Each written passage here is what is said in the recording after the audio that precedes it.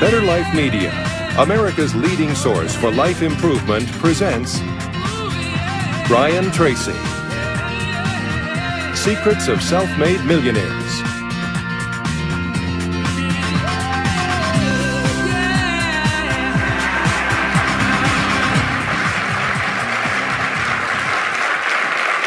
Thank you. Thank you.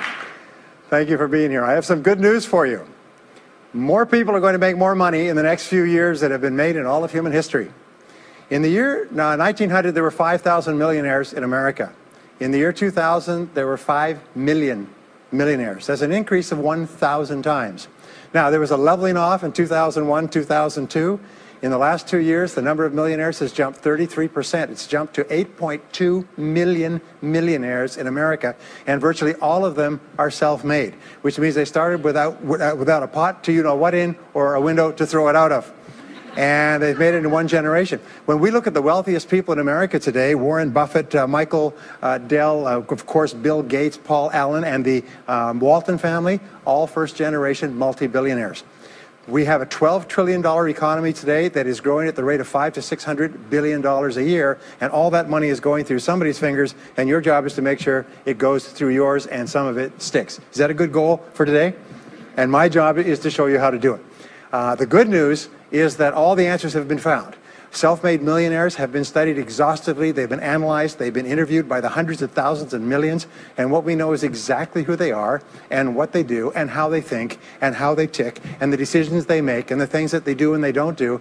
And the wonderful thing is this: if you do what other successful people do, you eventually get the same result that they do. Now, some people say, well, I started off without any money and I don't have any money now. Well, join the crowd. Nobody's got any money. Most people are broke up into their 40s and 50s. So if you're broke today, you're just one of the gang. The only question is, do you stay there? And the answer is no.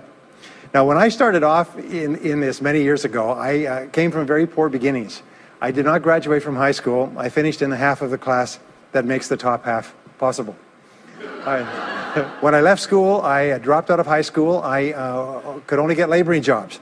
I was told, by the way, if you don't get a good education, you won't do well in life. Don't get good grades, you won't get a good job. Don't go to college, you won't do well, and so on. And I believed that for a long time until I found there's hundreds of thousands, millions of people who dropped out of high school who went on to become millionaires and billionaires as well.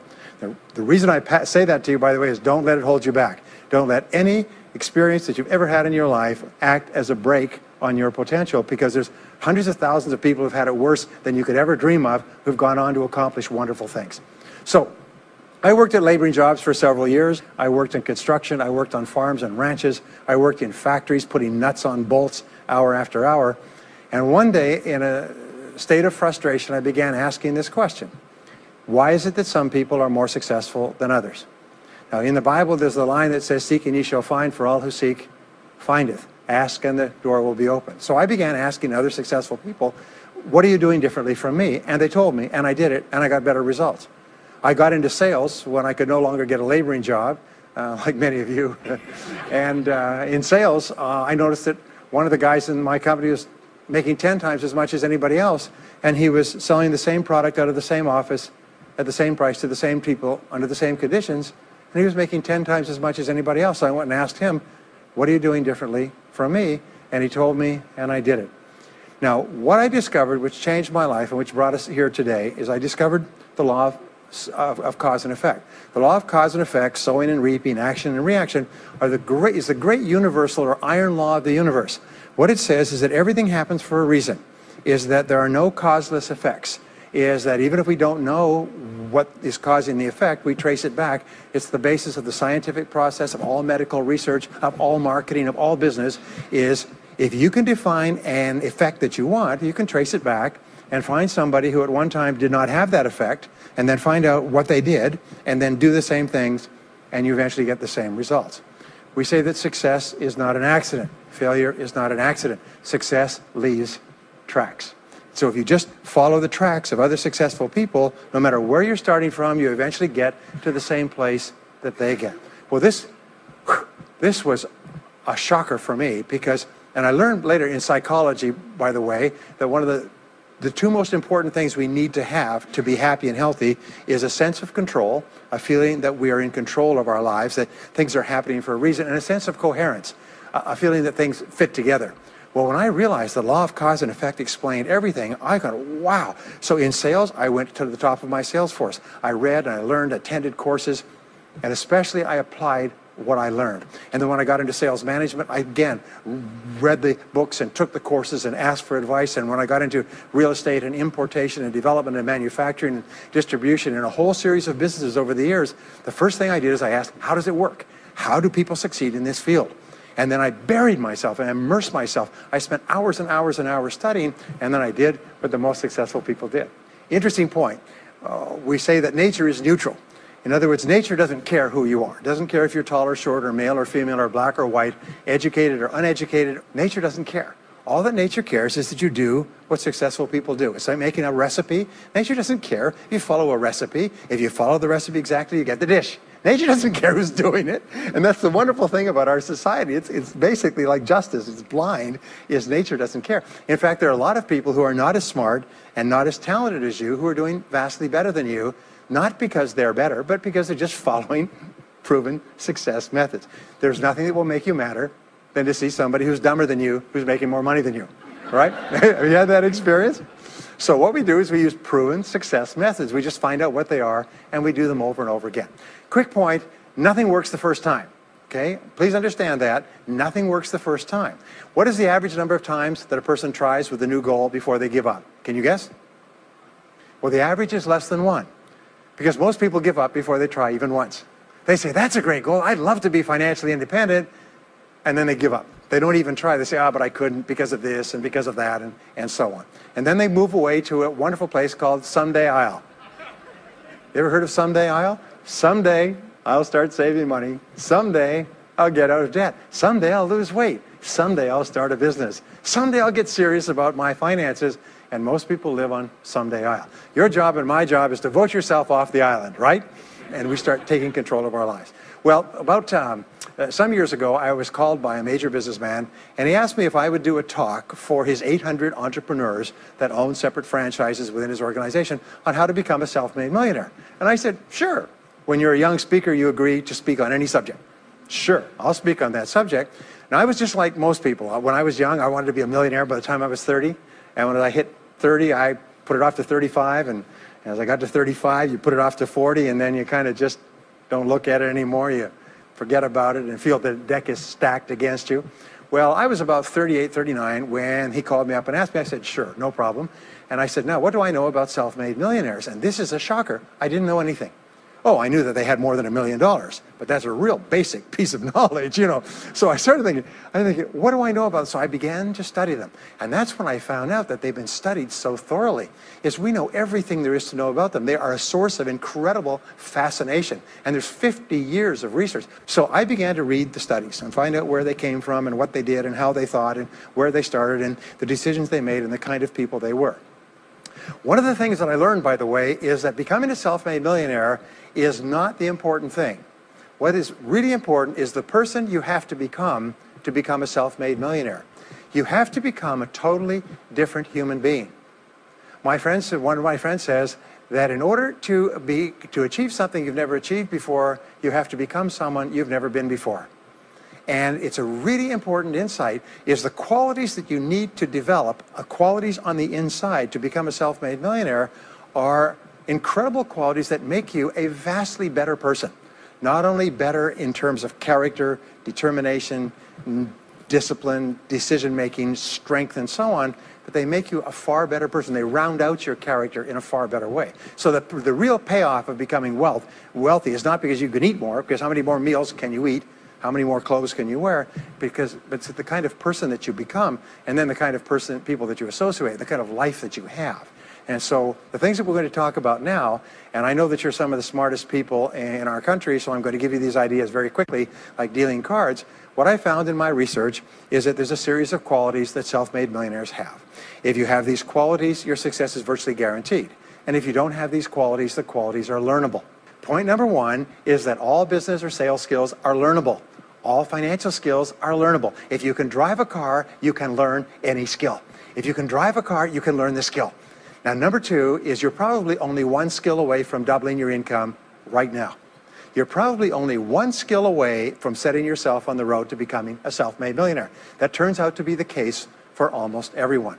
And if you don't know what that skill is, maybe over the course of the time we spend together, it'll jump out at you. But whatever it is, you've got to find it out and go to work on it, because it is learnable. It's a learnable skill. People say, well, I've never been very good with money. Well, get over it. The fact of the matter is, you can learn what you need to learn to achieve anything that you want to achieve. So, the success secrets of self-made millionaires. Give yourself a score of 1 to 10, and if you are weak on one of these, it can be enough to hold you back. If you're strong on all of these, then there's no limit to what you can accomplish. The first is to dream big dreams. Dream big dreams. Practice what is called back from the future thinking and project forward. Develop a vision of yourself as happy, healthy, wealthy, thin. Practice what top people practice, which is what is called idealization. You project forward several years and you imagine that your life is perfect in every way. Imagine that you have no limitations. Imagine that you have all the time and all the money and all the friends and all the contacts and all the education and all the experience, and that you could be or have or do anything you want in life. If you could, what would it be? If your life were perfect in 5 years, what would it look like? How much would you be earning? How much would you be worth? What kind of a family life would you have? What kind of health would you have? What kind of car would you be driving? What would your life be like if you could wave a magic wand and make it perfect in every way? Now, what we have found is this is the starting point of great riches, and it's the starting point of great success in life, is for you to have a dream or a vision of a wonderful future. Here's an exercise that we give people in our audiences, is take a sheet of paper and make up what is called a dream list. Now, imagine this is kind of like a kid's Christmas list, and that it just allows you to just run wild and just write down everything that you could think of that you could possibly want. I had a friend who I taught this to, and he got so excited about it, he bought a spiral notebook, and he began writing. And he'd go through the newspaper, and every single thing he saw in the newspaper that was nice, he wrote it down as goal. He ended up, first time through, with 330 goals. By the end of the month, he had 500 things that he wanted. The interesting thing was that his life exploded. He activated the law of attraction, and he began to attract into his life people, circumstances, ideas, resources, insights that began to move him toward the accomplishment of the goals and began to move the goals toward him. Number 2 is to do what you love to do. Whenever you find people who are really successful in life, they're people who do what they love to do. They love their work. The great rule for success in life is to find something that you love to do and then find a way to make a living doing it. Now, when you find what you love to do, it'll be something that gives you energy, it motivates you, it enthuses you. It's probably something that you were meant to do from the time you were born. And when you ask self-made millionaires, what sort of work do you do? They'll often say, I've never worked a day in my life. I just do what I like to do. I had a graduate in my course once who came up to me and said, you know, that's interesting. He said, when I was a little boy, I loved to study airplanes. He said, I got airplane books, and I had airplane models, and I had toy planes, and then I got into competitions with remote-controlled planes. He said, when I grew up and went to school, I studied aeronautical engineering. He said, today, he said, I'm 35. He said, I own 3 companies. One builds small aircraft. Another one repairs and services small aircraft. Another one is in leasing and chartering small aircraft. He said, I've never worked a day in my life. He said, I've just played with planes since the time I was a kid. So one of the things that you can do is go back to the time when you were young, as a child between the ages of 7 and 14, before you discovered boys or girls, and what is it that you really love to do? And you'll often find that within that is something you're supposed to do as an adult. Number 3 is commit to excellence. Now, this is really, really important, and I had a hard time with this as a young man because I was never good at anything. I was never picked for any team, and if I was picked, I was the first person cut. I got lousy grades in every class. I got fired from multiple jobs. I even got fired from a job pumping gas once. Can you imagine that?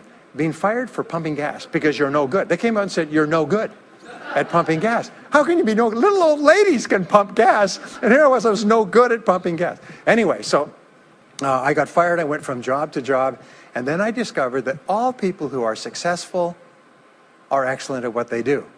You know the old question they asked Willie Sutton, the bank robber, why do you rob banks? He said, well, that's where the money is. Well, being in the top 10% is where the money is. So what you have to do is you have to pay any price and make any sacrifice to get into the top 10% in your field. Now, here's the good news. If you're doing what you love to do, you will want to be in the top 10% in your field. If you don't want to be excellent at what you're doing, it means you're in the wrong field. It just means that you're marking time, you're treading water. And there's a lot of people who are in their field and they do their job and they go home at night, they don't think about their work and so on.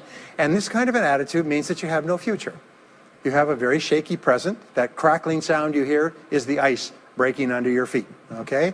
And you have no future, because if you're not doing what you love to do and throwing your whole heart into it, you're just marking time. But everybody is designed so that there is something that you love to do that you can do well. And the fact that you love it means that you probably have the ability to excel at it. So make this decision to get into the top 10%. And let me tell you what changed my life. Here I was struggling in my late 20s, and I learned this. It was a breakthrough thought. Is that everybody's in the top 10% started in the bottom 10%. Everybody who's doing well was once doing poorly. Everybody who is at the top of your field today was once not even in your field at all and didn't even know it existed. What that means is that if you're willing to pay the price and work hard and make the sacrifices, you can get into the top 10%. Now, how long does it take? It doesn't take a week or a month. Most people are really impatient. And to achieve mastery in your field takes 5 to 7 years. People say, 5 to 7 years? Geez, I'll be 5 to 7 years older before I start enjoying the big rewards. Well, how much older will you be in 5 to 7 years anyway? Now, here's an important point. Are you ready? The time is going to pass anyway. The time is going to pass. 5 to 7 years from now, 5 to 7 years will have passed. The only question is, are you going to be at the top of your field, or you're still going to be down there with the mediocre 80%? And the wonderful thing is this is nobody's better than you, and nobody's smarter than you. If anybody else is at the top of their field, it means that you can be at the top of your field. Just go to them and find out how they got there, because they started at the bottom. Now, it may take longer for some people and less for others, but everybody who puts one foot in front of the other and keeps moving eventually gets there. And that's where all the rewards are. And not only that, that's where all the joy in life is. When you're really good at what you do, you feel wonderful about yourself. You're respected and esteemed by everybody around you. You can write your own ticket. You can open any door when you're good at what you do. Because you get up in the morning and you know you're good. And that is more important than the rewards that go with it. The next key is to develop your unique talents and abilities. Every single person is designed from infancy with special talents and abilities that, if you develop them to their height, can enable you to accomplish anything you want in life. Everyone is genetically structured to be able to do something superbly, to do something they enjoy, to do it well, and to get great satisfaction from it. Peter Drucker often asks the question, what are you good at? What are you good at today? What should you be good at? What could you be good at? What will you be good at? And so one of the questions that we ask is, looking back in your life, what has been most responsible for your success up to now? What has been most responsible in the past? What is it that you have done that has gotten you the best results? Because as we said before, success leaves tracks. And if you look back into your past, you'll often find indicators that guide you to your future. Do you remember that fellow that won $300 million in the lottery? He was a high school physics teacher. And they asked him what he's going to do with it. He said he's going to take a week off and then get back to work, because he doesn't want to give up his job teaching high school physics, because he loves his work so much. That is a person who's in the right place for him. And now he can just drive to it in a nicer car. Anyway, now the next key to becoming a self-made millionaire is to see yourself as self-employed. What we found is the top 3% of adults in our society see themselves as self-employed. They see themselves as in charge of their own lives. When I started off my career as a young man, I was 21 years old, working as a construction laborer, living in a one-bedroom apartment, broke, taking buses 2 hours every morning to get to work and buses 2 hours to get back. I still remember that, and I still remember a light going off one evening. I was sitting there in my little apartment, in my little kitchen alcove, and I suddenly realized that I was responsible, that I was in charge of my own life, that no one was coming to the rescue. And it was one of the great turning points in my life. So what you find is that all exceptional people are highly responsible people. They look upon themselves as self-employed. Sometimes I'll ask an audience, I'll say, how many people here are self-employed? And some people will raise their hand and some won't. I'll say, now what's the true answer to this question? And the true answer is that everyone is self-employed. The biggest mistake you could ever make is to ever think you work for anyone else but yourself. Even if someone else signs your paycheck for you all your life, The most valuable people in any organization are the people who treat the company as though it belongs to them. They see everything that happens as affecting them personally. They're not the 9-to-5ers, the no-hopers that say, yeah, well, I go to work. When I'm not at work, I don't think about my work. These people, somebody has told them that's a clever way to think. It's the way losers think. Winners think about their company, and when they're not there, they think about how they can do it better. When something happens in their company, they take it personally because they see themselves as highly responsible. As a result, they're paid more, they're given more educational opportunities, they're promoted faster, and these are the people that eventually, like cream, rise to the top of every organization and every industry, the top 3%. The next key to becoming a self-made millionaire is to develop a clear sense of direction. Developing a clear sense of direction means that you need to become intensely goal-oriented. We find that all successful people are goal-oriented. There's an old saying, you can't hit a target that you can't see. You've got to know what you want in every area of your life. Some years ago, I worked with the Hunt Oil Company in Texas. The Hunt Oil Company was founded by H.L. Hunt, who became the wealthiest, self-made, multi-jillionaire billionaire in the world. At his peak, he owned 200 companies and had a royalty income of $3 million a day. Most phenomenal man, by the way. And he was interviewed by a friend of mine on television before he died in the early 70s. And he was asked, what are the secrets to success? He said, the keys to success have only been two through all my life, and I will tell you what they are. He said, number one, he said, decide exactly what it is you want and write it down and make a plan to achieve it. And number two is determine the price you're going to have to pay to get it and then resolve to pay that price. Now, where the law of sowing and reaping cause and effect, I learned an additional point to that. I learned that your current life today is the result of the price you've sown up to now. Is whatever you've put in, you get out. So whatever you're getting out today is a result of what you've put in. If you don't like what you're getting out, what you have to do is you have to put in something different. What I found is this, is that life is always just in the long run. So therefore, life says this, is there's a price you have to pay, and there's two qualities. First of all, you have to pay the price in full for your success of study, preparation, hard work, and so on. And second of all, you have to pay the price in advance. You don't get it afterwards. The way the world works is first you put in what you need to put in, and then you get out the rewards. So you have to ask yourself, what is the price that you have to pay to achieve the success that you desire? And you have to write it down and make a plan and work on it every day. Now let me give you a quick exercise, which is my only take-home or homework exercise for our time together. I want you to take a piece of paper like this and write down 10 goals that you'd like to accomplish in the next 12 months. Write the word goals and today's date at the top of the page. Write down 10 goals you'd like to accomplish, and then ask yourself this great question. If you could only accomplish one goal on this list, but you could accomplish it within 24 hours, which one goal would have the greatest positive impact on your life? Now, this is a great question because it'll usually jump out at you. You say, that's the one. If I had this, that would have more of an impact on my life than anything else. Sometimes it's a financial goal, sometimes it's a health goal, sometimes it's a relationship goal. But whatever it is, put a circle around that goal and then turn the page over and write it at the top of the page, set a deadline on the goal, make a list of everything that you could think of to do to achieve the goal, and then begin working on your list.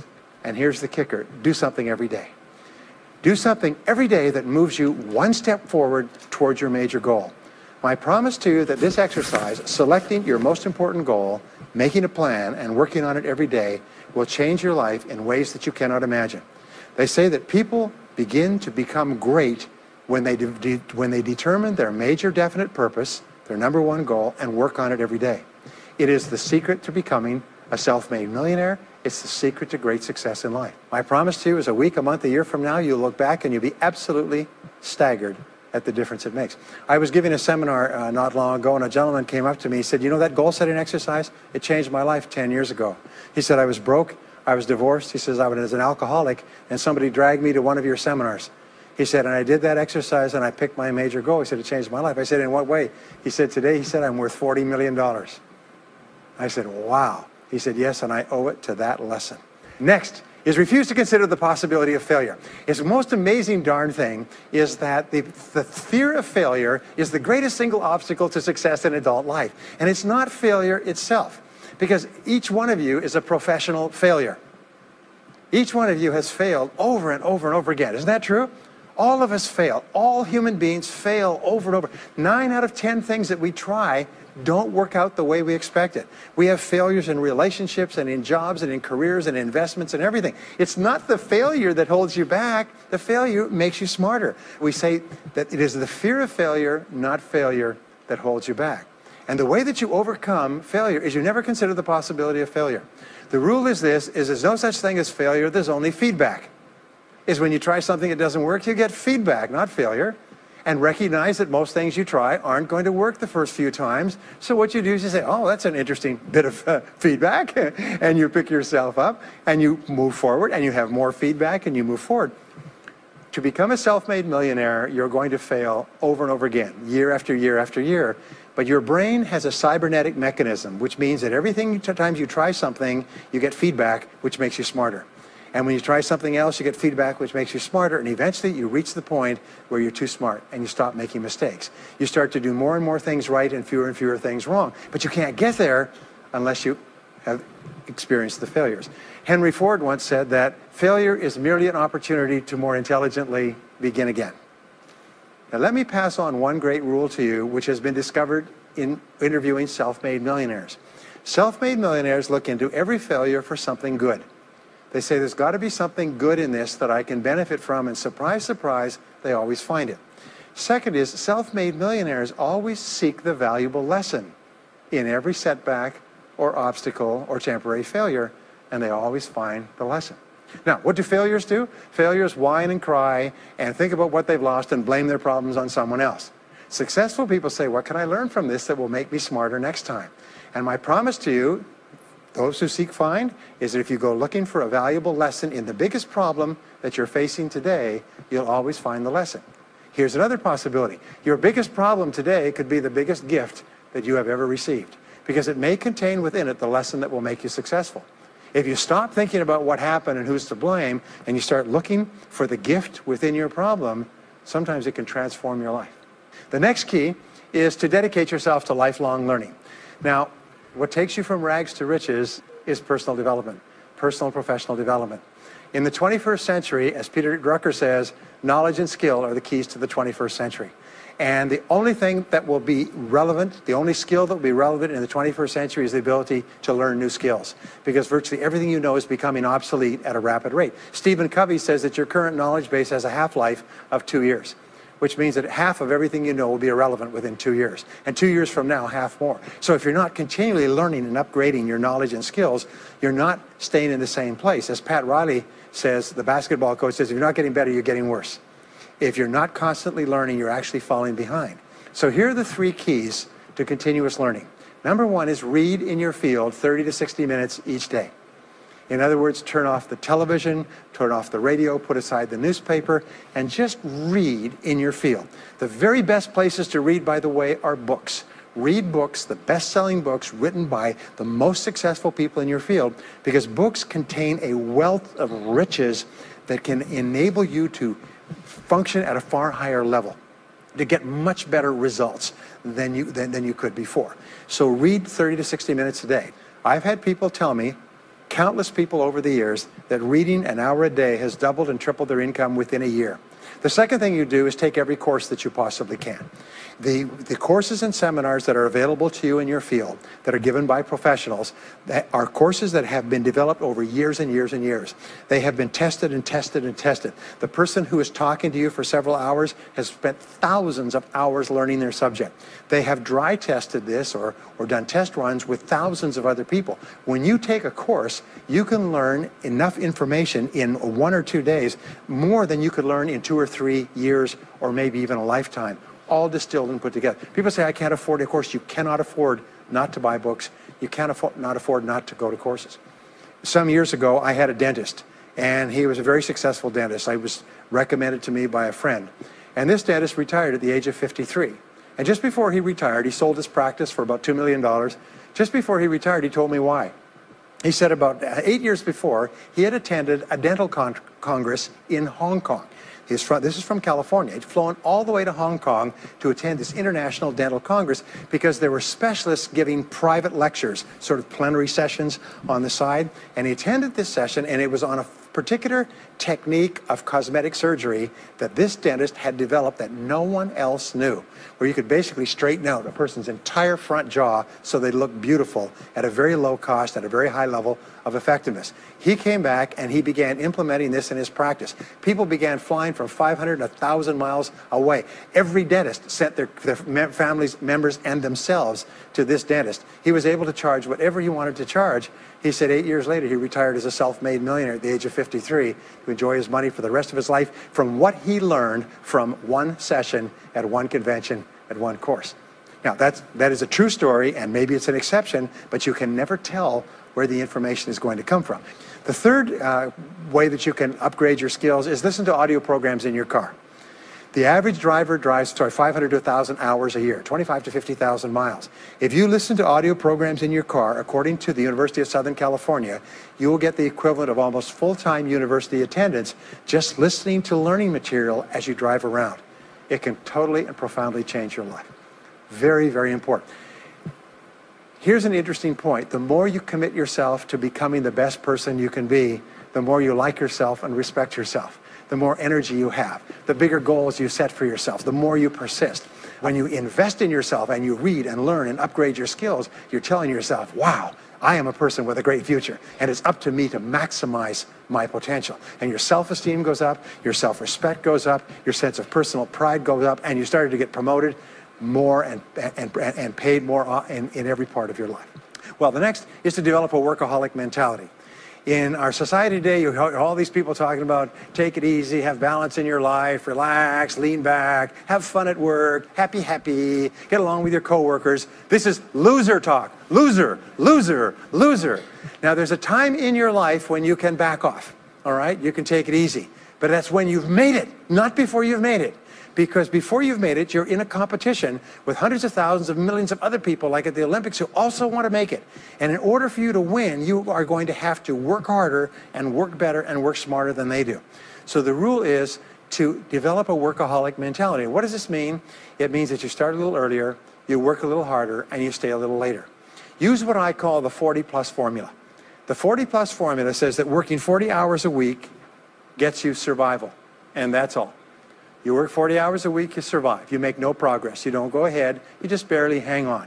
Every hour that you invest in your work or yourself over 40 is an investment in your future. So you can tell what your future is going to be with unerring accuracy by looking at how many hours over 40 you put in. Now, how many hours does the average self-made millionaire in America work until he passes the $1 million mark? 59. Some of them work 70, 80, 90. The average is 59 hours. How much does the average top executive work? 59 hours. So that's rule number one, is the hours you put in over 40. If people say, well, my office is locked and I can't get in more than 40 hours a week, then good. Then spend the rest of the time investing in yourself, getting better at your work when you do it. Now, here's my second principle, and this principle changes your life. It is this, is work all the time you work. When you work, work, don't play. Fully 50% of working time today is wasted, and it's wasted in idle conversation, personal business, family phone calls, surfing the internet, reading the newspaper, drinking coffee, long lunchtimes, coming in late and leaving early. And then the other 50%, you're scrambling because now you're behind because you've wasted so much time fooling around. Now you start to work, and you don't work on high priority tasks. You try to get rid of all the little stuff. So what happens is the big tasks begin to build up like an avalanche overhang, and they cause enormous stress. And you go home at night and you're thinking about this job, I've got to get this project finished, but I can't discipline myself to stop talking to my coworkers. Every time one of them comes in, like automatic, like a conditioned response, it's blah, blah time. Chatter, chatter, chatter, chatter, chatter, chatter, chatter, chatter. No, what you have to do is work all the time you work. If someone comes in and says, hey, you've got a minute to talk? You say, yes, but not now. Why don't we talk after work? Meanwhile, I've got to get back to work. I'll tell you what, why don't you go down the hall and ruin his career? But don't stand here and ruin mine. It's really important.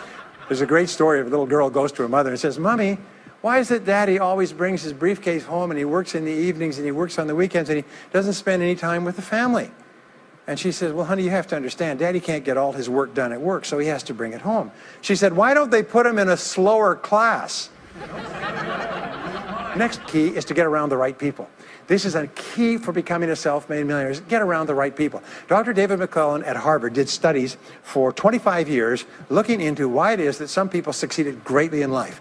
What he found was as much as 99% of your success in life is going to be determined by what he called your reference group.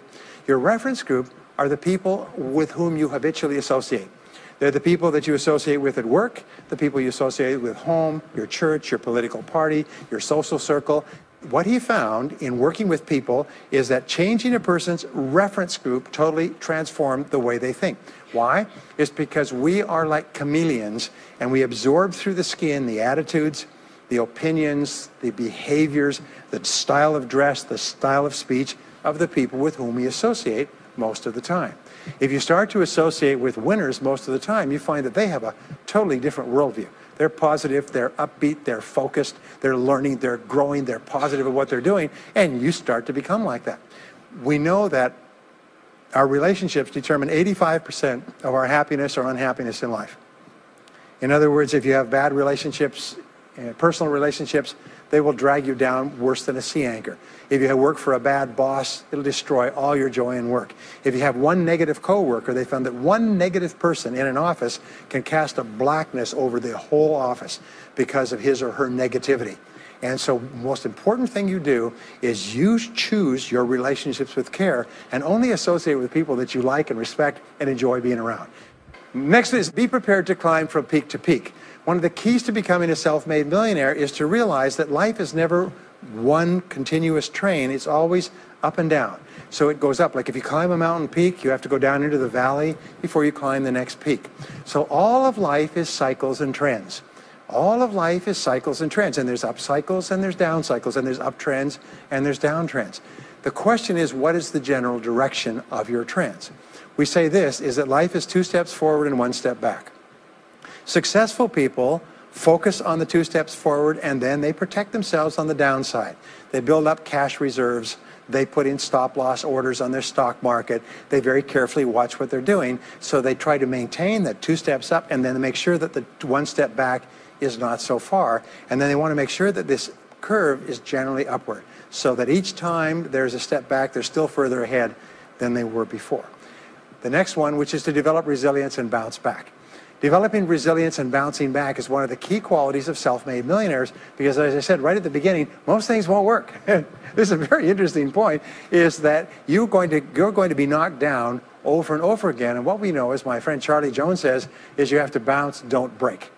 And when things go wrong, bounce. And so what I learned many years ago was this interesting technique of what is called mental rehearsal. And mental rehearsal says that you mentally prepare for the inevitable downturns before they occur. So you say, all right, in the course of life, things are going to go wrong, but when they do, I'm not going to become upset. I'm not going to get mad or angry or anything else. I'm just going to take it and learn from it and pick myself up and keep going. Sometimes I ask this question, does anybody here have any problems? Everybody says yes, everybody's got problems. Well, here's the rule, is all of life is a continuous series of problems. They never end. The problems just keep on coming, like the waves of the ocean. The only break in this unbroken series of problems will be the occasional crisis. So life will be problem, problem, problem, problem, problem, problem, crisis. Problem, problem, problem, problem, problem, crisis. It's like the waves of the ocean. 6 problems and a crisis. 6 problems and a crisis. Which means that everybody here is either in a crisis right now, has just gotten out of a crisis, or is just about to have a crisis. So what we have found is this: the hallmark of superior people, 30 years of research, is how you respond to a crisis.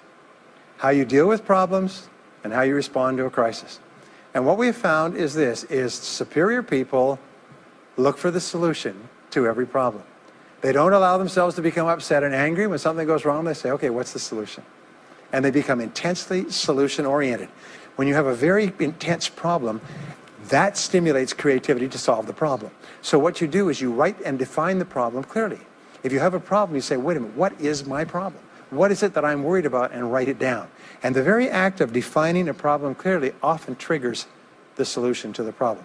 One last technique that I want to give you with regard to your major definite purpose. And if you only do these two things as a result of our time together, they will transform your life. You've already identified the one goal that can have the greatest positive impact on your life. Now what you do is you take that goal and you write it at the top of a page in the form of a question. And you say, let us say your goal is to double your income. That could have a major impact on your life. You say, what are all the things that I could do to double my income in the next 12 months? Write it as a clear question. Even better, if you're earning $50,000 a year today, write, what could I do to earn $100,000 over the next 12 months? The more specific the question, the better. Then you devote yourself to writing 20 answers to this question. You must write a minimum of 20 answers. Work harder, work smarter, start earlier, stay later, change occupations, upgrade my skills, whatever it is, keep forcing yourself to write till you've written 20 answers. We call this mind storming. The first 3 to 5 answers will be easy. The next 3 to 5 answers will be difficult. The last 10 answers will be incredibly difficult. But I have given this exercise to people who've gone on to become millionaires so many times I've lost track, because they often find that the 20th answer changes their whole life. And if you've ever done this once, it's absolutely staggering. More people have become millionaires with this simple idea of mind storming, what I call the 20 idea method, than any other single method of creative thinking ever discovered. Once you've got your 20 answers, pick one answer and take action on it immediately. Once you've got, it doesn't matter what it is, just take one answer and take action on it, and that will keep you thinking and acting creatively all day long. The next key to becoming a self-made millionaire is to become an unshakable optimist. An unshakable optimist means that you think and talk about what you want most of the time. Optimists think and talk about what they want. They look for the good in every situation. They seek the valuable lesson. They're constantly feeding their mind with great ideas, which opens up new perspectives. What I have found is that optimists have 3 wonderful qualities. Number 1 is they learn more things. As a result, they dramatically increase the likelihood that they will learn the right thing at the right time. Number 2 is they try more things, which dramatically increases the likelihood that they'll try the right thing at the right time. And number 3 is they persist. They never give up. Optimists make a decision that once they've decided they're going to become wealthy, they just never stop until they achieve that goal. Now, will they have many setbacks and obstacles and difficulties? Do you know that almost everybody succeeds in a different direction from what they originally intended or from what they originally thought? But they just keep going. Almost like a football player running down the field, running, blocking, changing, moving back, forward, continually, but never loses sight of the goal. So optimists learn more things, try more things, and persist longer. I want to leave you with the last 2 qualities of self-made millionaires. Second to the last quality is that they develop the qualities of courage and persistence. I said before, the biggest single obstacle to success is the fear of failure. The antidote to the fear of failure is the habit of courage. And what we know is that you need 2 types of courage to succeed. The first type of courage is the courage to begin. It's the courage to launch with no guarantees of success. Someone once said that if all obstacles must first be removed, nothing will ever get done. So successful people are willing to think, plan, make decisions, and then take action with no guarantees. We say leap, and the net will appear. Take action with no guarantees, and then learn. The second part of courage is the courage to endure. It's the courage to persist. It's the courage to keep on keeping on. It's to make the decision in advance that you will never give up. No matter what happens, you will never give up. You will get knocked down over and over again, but you'll never give up. And the interesting thing is, if you make that decision in advance, you'll find yourself continually bouncing back. So courage means the courage to begin and the courage to endure. And the final quality of self-made millionaires, and Napoleon Hill called this the master key to riches. After studying 500 of the richest people in American history, he said it's the quality of self-discipline. It's the ability to make yourself do what you should do, when you should do it, whether you feel like it or not. The quality of self-discipline is the quality that will make you a big success. It's the ability to force yourself to do what you know you should do. And here is the wonderful discovery. This persistence is self-discipline in action. Every time you persist, you build your self-discipline. Every time you practice self-discipline, you build your ability to persist. And the 2 of them are tied into your self-esteem. So the more you persist, the more you like yourself. And the more you like yourself, the more discipline you have. And the more discipline you have in practice, the more you like yourself. As a result, the more you persist. And eventually you get onto an upward spiral where you become absolutely unstoppable. You reach the point where you know you can achieve the goal and nothing in the world can stop you. And every step that you take forward makes you stronger and stronger and stronger until finally people say, I know one thing about him, I know one thing about her. You cannot stop him or her. Once they decided they want something, they will not stop until they get it. And when you develop that quality, there will be nothing that is impossible to you. So let me just leave you with these last points. We're living at the very best time in all of human history.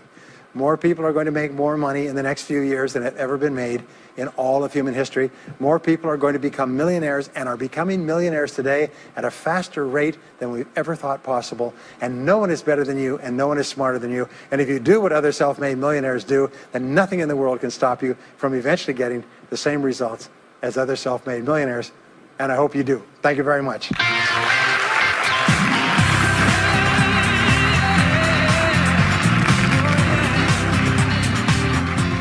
We hope you've enjoyed this special presentation of Brian Tracy's Secrets of Self-Made Millionaires. If you would like to own a copy of this program or any of Better Life Media's programs, please visit our website at betterlifemedia.com, where you'll find all types of valuable life improvement information.